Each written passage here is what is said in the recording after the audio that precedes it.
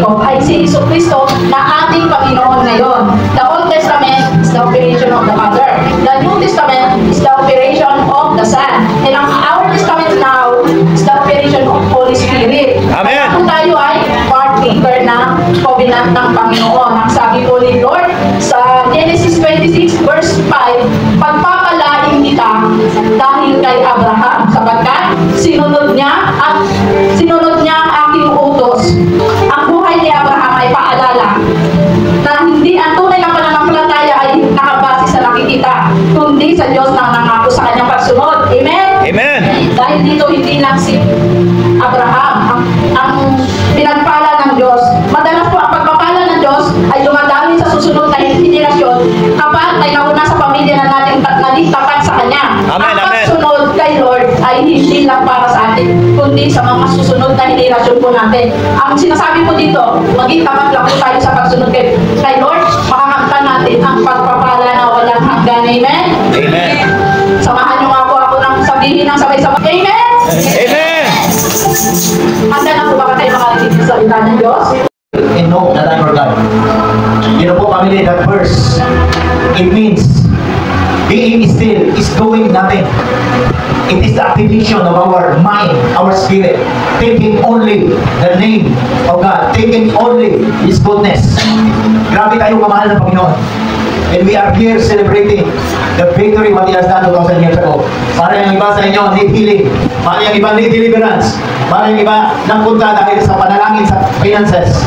But you know, family, before you ask, God knows everything.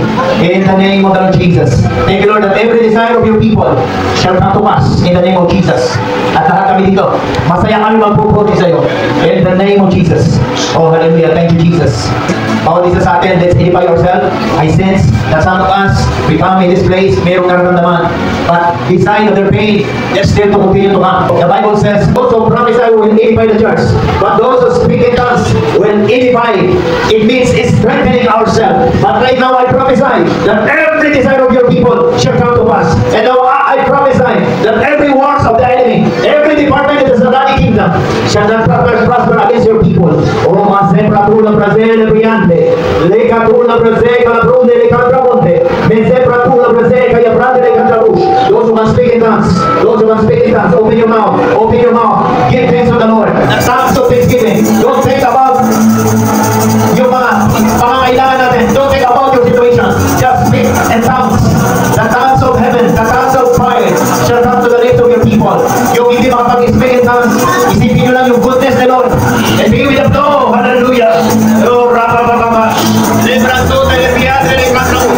Lebranto, telepiatre. In the name of Jesus, edify your gifting. Edify your desire.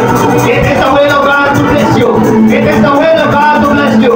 It is the will of God to give us. Heal in spirit. Heal in the flesh. Lahat ng spiritual limitation.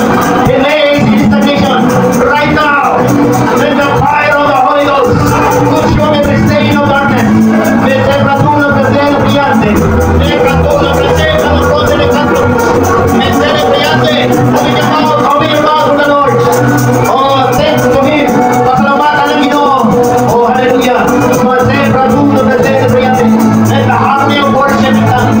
Let the Brillante de Canto. I speak now the tongues of healing, the tongues of joy, the tongues of peace. Apply every member to the family. Every desire of your people shall come to pass. Let the creative miracle in the name of Jesus, from the crown of their head to the sole of their feet. Let the Pratula Present Brillante. In the name of Jesus, think about your family that we always pray for. Oh, thank you, Jesus. All of them, all of us, all the people that surpass in our mind. Father God, we pray them all. And we speak the tongues, that soon as you will come in glory, worshiping together for all the family in the name of Jesus.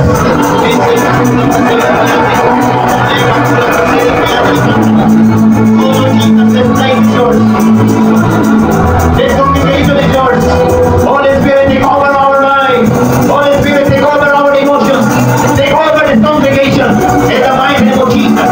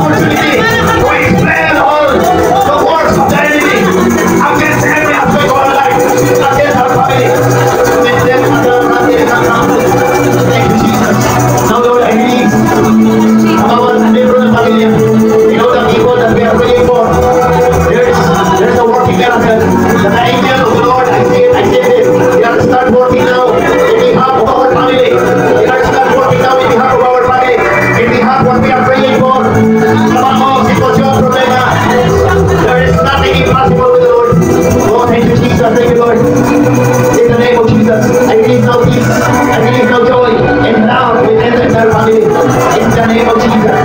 Oh Lord Jesus, walang salot, namatay sa guna, ang makakahawak, makakagalaw sa bawat membro ng pamilya.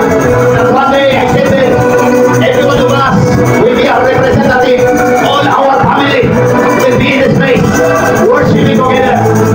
Oh, thank you, Holy Spirit. God is not working now.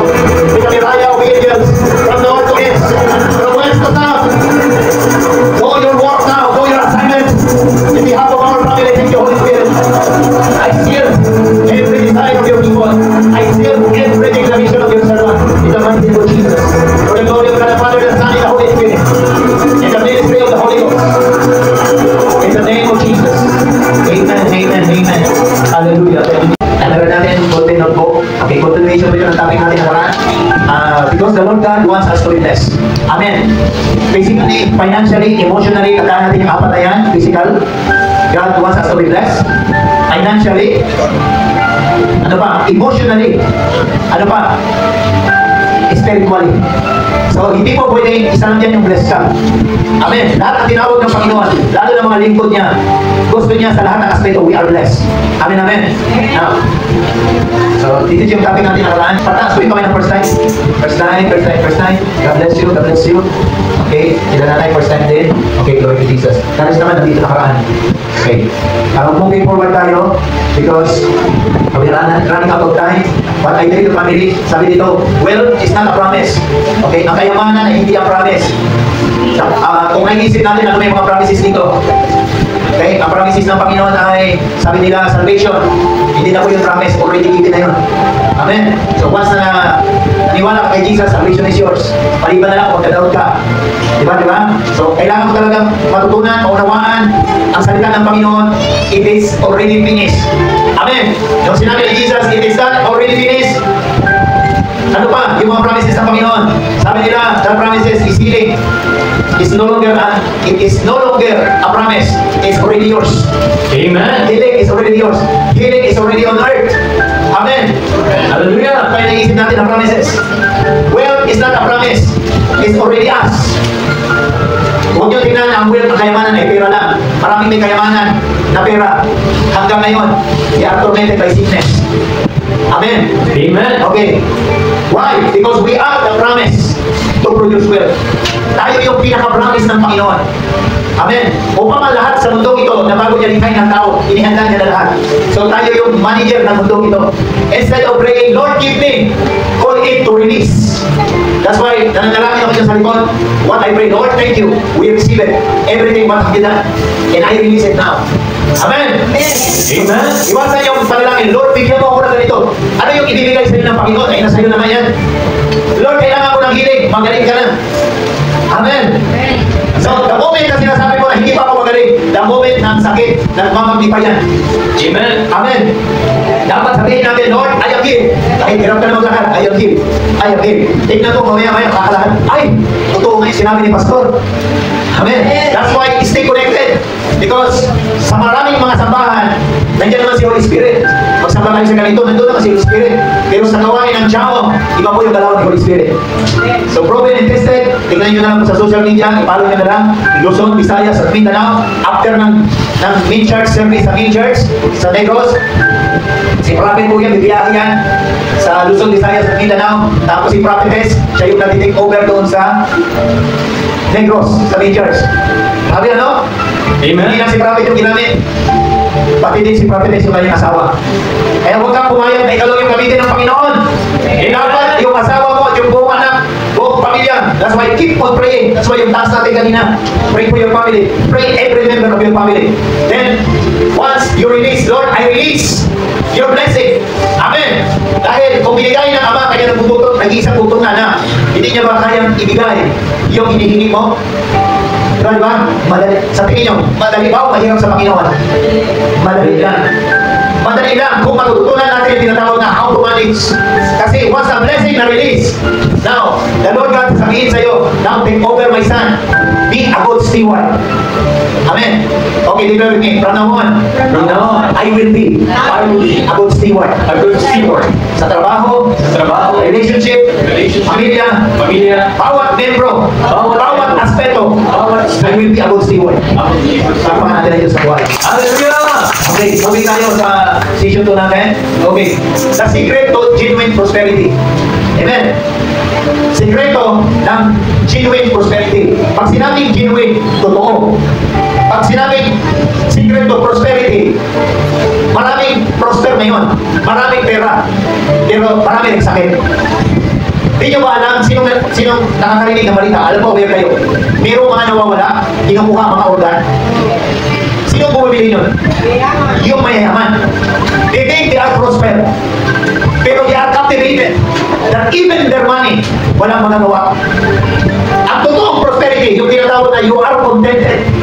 Amen. Kahit sa paningin ng iba, you are poor. Pero sasabihin mo, I am rich. Let the poor say, I am rich. Let the weak say, I am strong. This is how we do it. Amen. Hallelujah. Isa-isa pa, brother boys. Hallelujah. Hallelujah. Oh, sabay-sabay tayo, pamilya. Hallelujah. Thank you, Jesus. Thank you, Jesus. Praise the Lord. Praise the Lord. Yan ang mga bayani. Amen. Noong tayo ni Andres Bonifacio, kahit sumusulat sila doon sa mga kuweba, lagi sila nagsasabi, ipaglaban ang katipunan. Diba? Bakit? Alam nila kasi di are under attack. Ang problema sa atin, nakaramdaman tayo ng kunting kaginawaan, nag-sitting pretty na rin tayo. Ang mga anak ng Panginoon, ang mga sundalo, kahit tulog yan, ang senses niyan active. Kaya huwag kang magbiro sa sundalo na may hawak na baril, baka bigla pumunta ka yan. Diba? Ibig sabihin, kunting ganyan, akala niya kalaman. Ang sundalo ng Panginoon dapat ganon. You must aware, kapag nakareceive ka ng blessing, take note that the enemy is to steal, kill, and destroy. Para yung blessing na yan, nanakawin niya ulit. Anong blessing na yan? Uy, Lord, malakas ako ngayon. Huwag ka napakapante. Meron nagdala ka dyan, lakas, bigla na tumba. Meron dyan kumakain, ang sarap na kain. Baksak, matulog niyo yan? Diba? Huwag niyong hintayin. Lord, bigyan ako ng gift of healing. Katulad ng kay Pastor. Huwag niyo pong hingin kay Lord na sa'yo na yan. Be a witness. Ibig sabihin, sino yung testimony kanina? Yan, si Sister Susan. Okay. Huwag niyong hintayin na bigyan kayo ng Panginoon na sa'yo na po yan. Be a witness. Yung testimony ni Sister Virgin. Anong ginawa niya ng pauwi na last week? Lorna, sorry. Amen. Sister Lorna.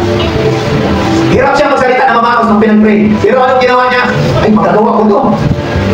Sigurado po ako, yung pinag-pray mo na yun, nakonsensya. Sabi siguro nila, nagawa nito mag-pray, kahit medyo hirap na magsalita, inuubo mo na. Diba? Sometimes, ang daming giftings na binigay ng Panginoon sa atin, and yet, nakakalimutan natin magpasalamat. Amen. At dahil magpapasalamat ka, dapat ginagawa natin sa aksyon. Diba? Lord, salamat nung Sunday, pinag-pray ako ni Pastor, na-receive ko ang porsyon ko.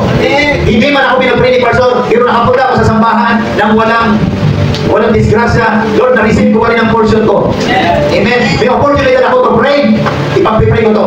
Because when you become the witness, now your gifting will be follow. Unti-unti mo madidiscover yung gifting mo. Amen. Before ko na-discover ang gift of healing by the grace of the Lord, marami akong pinag-pray na hindi gumaling. But I never disappointed. Amen. Amen. Hallelujah. Okay, number 1, huwag kang ma-pressure. Just trust. Amen. Matthew chapter 6 verse 8, huwag niyo silang gayahin dahil alam na niyo Ama kung ano ang kailangan niyo bago pa man ninyo ito hingin sa Kanya. Pag nananalangin tayo, Lord, bigyan mo ako ng ganito, dapat ganito. Lord, magsiserve ako.